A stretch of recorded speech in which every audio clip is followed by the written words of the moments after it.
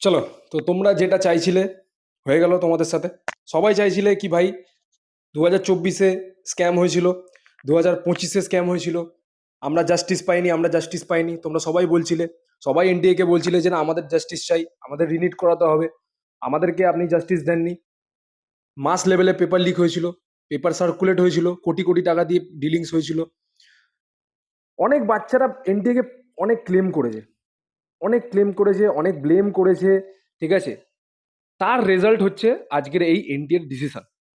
এই যে recently notice তোমরা দেখতে পাচ্ছ, এর ডিসিশনের ওয়ান অফ দ্য মেন রিজনই হচ্ছে 2024-এ যেভাবে এনটিএ কে ট্রোল করা হয়েছিল, যেভাবে এনটিএ কে ব্লেম করা হয়েছিল, যেভাবে নাম্বার অফ সুসাইডাল কেসেস বেড়ে গেছিল, যেইভাবে মাস লেভেলে পেপার লিক হয়েছিল, তার রেজাল্ট হচ্ছে আজকে তোমরা পেয়ে গেলে।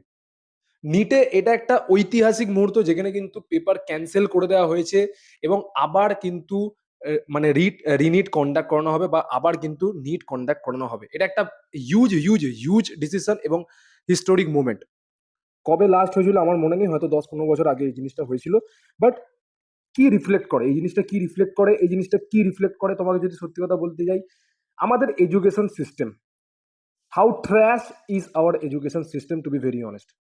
কতটা ট্র্যাশ, কতটা নিচু লেভেলে চলে গেছে কি ভাই, একটা 24-25 লাখ বাচ্চাদের ইমোশনের সাথে আমরা খেলা খেলা করছি, আমরা ভাঙচুর করছি। মানে কোন পলিটিক্যাল ওয়েতে আমি জিনিসটাকে নিয়ে যাবো, আই ডোন্ট নো। আমার কাছে বলার জন্য সেরকম কোনো শব্দ নেই। আজকে যদি আমি এই জিনিসটা ফিল করতে পারি, তাহলে স্টুডেন্টরা, গার্জেনরা যারা এই পরীক্ষার জন্য রীতিমতন স্ট্রাগল করেছে, হার্ডওয়ার্ক করেছে, লাস্ট 1 ইয়ার সবকিছু স্যাক্রিফাইস করে দিয়েছে, তাদের সাথে কি যাচ্ছে সেটা আমরা পুরোপুরি রিলেট করতে পারছি। এবং আমরা তোমাদের সাপোর্টে আছি, এরকম না যে আমরা তোমাদের সাপোর্টে নেই।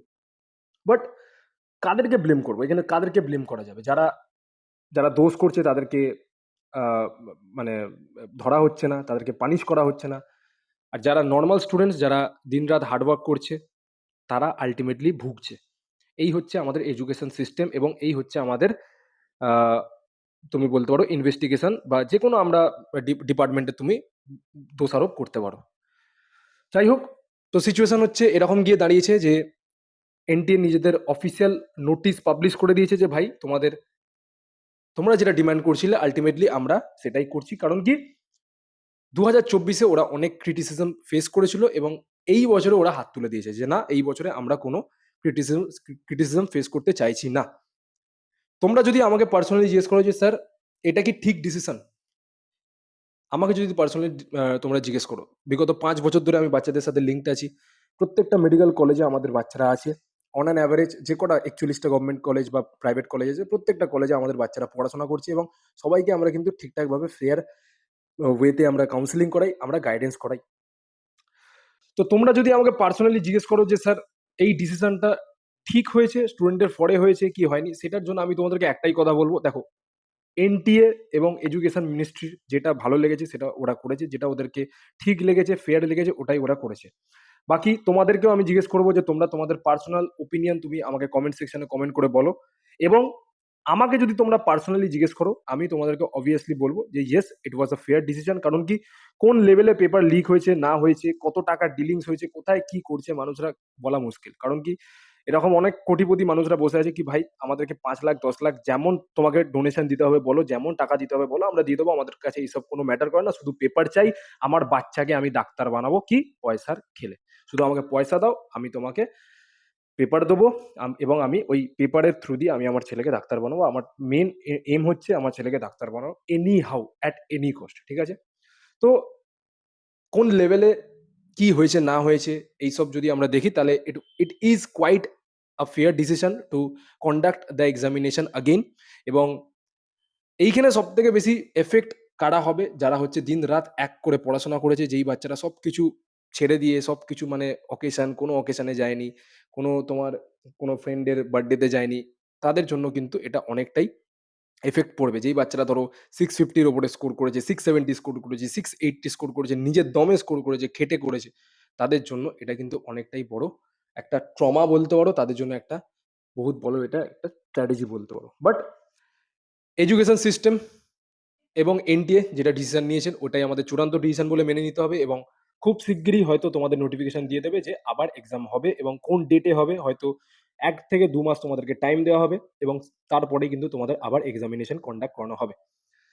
এখানে আমাদেরকে প্রশ্ন অবশ্যই উঠবে যে স্যার আমাদের ইন্ডিয়ার এডুকেশন সিস্টেমটা কোন লেভেলে চলে গেছে, কোন লেভেলের ট্র্যাশে চলে গেছে, কি ভাই একটা নিটের মতন অল ইন্ডিয়ার সব থেকে বা ধরো কান্ট্রির বা আমরা ওয়ার্ল্ডের one of the toughest examination বলে আমরা এটাকে পরিচিত, সেই এক্সামটায় এরকম জিনিস হচ্ছে, সেই এক্সামটা ঠিকঠাকভাবে করানো হচ্ছে না। বিগত 4-5 বছর ধরে স্ক্যাম চলছে, বাচ্চারা জাস্টিস পাচ্ছে না, রিনিট হচ্ছে, এক্সাম ক্যান্সেল করে দেওয়া হচ্ছে এবং this and that.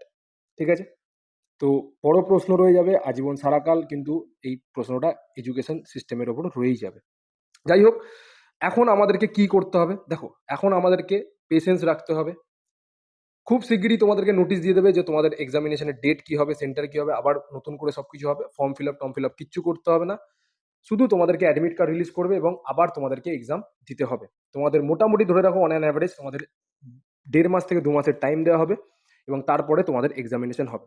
Paper difficulty level কেমন হবে? পেপার ডিফিকাল্টি লেভেলে যদি কথা বলি, পেপার ডিফিকাল্টি লেভেল কিন্তু 2025-এর মতন তোমরা এক্সপেক্ট করতে পারো। আবার বলে রাখছি, পেপার যদি ডিফিকাল্ট হয় প্যানিক করবে না। যেমন 2025-এ কাট আপ ছিল ওরকমই কিন্তু কাট আপ যাবে। পড়াশোনা যেমন করছো অ্যাজ ইট ইজ ওরকম করতে থাকো শুধু, ব্যাস আর কিচ্ছু করতে হবে না। বাকি যারা যারা আমাদের ব্যাচে জয়েন্ট আছো সেই বাচ্চাদেরকে বলবো একদম তোমরা টেনশন নিও না। আমি খুব শীঘ্রই তোমাদের সবাইকে একসাথে থেকে একটা মেন্টরশিপ দেবো, যেখানে আমাদের ওয়েস্ট বেঙ্গলের প্রত্যেকটা টপ গভর্নমেন্ট কলেজের বাচ্চাদেরকে আমরা ডাকবো এবং তাদের সাথে আমি তোমাদেরকে সরাসরি কথা বলাবো এবং তোমাদেরকে প্রপার একটা গাইডেন্স দেবো, যাতে তোমরা এই বছরে যেই নম্বরটা পেয়েছো, হয়তো তোমার গভর্নমেন্ট হতো, সেমি গভর্নমেন্ট হতো, প্রাইভেট হতো, ডাজেন্ট ম্যাটার, আবার রিস্টার্ট করবে, আবার পড়াশোনা করো, আবার পেপার দাও এবং এই বছরে তোমাদের টার্গেট হবে গভর্নমেন্টে স্কোর করা। ঠিক আছে, তো ভিডিও শেষ করার আগে এটাই বলবো, যারা যারা নিশ্চিন্ত হয়ে পড়ছো, যারা যারা হতাশ হয়ে পড়ছো, একদম টেনশন নিও না। কোনো তোমাদের যদি ডাউট থাকে আমাকে কমেন্ট সেকশনে কমেন্ট করো, আমাকে সরাসরি এই নাম্বারটায় কল করো, দ্যাট ইজ 8240285522। এই নাম্বারটায় কল করে তোমার যা যা ডাউট আছে, তোমার যা যা মনের এক্সপ্রেশন আছে, তুমি আমার সাথে শেয়ার করতে পারো। ঠিক আছে, বাকি এটাই বলবো, তোমাদের সাথে আমরা ছিলাম, আছি এবং থাকবো।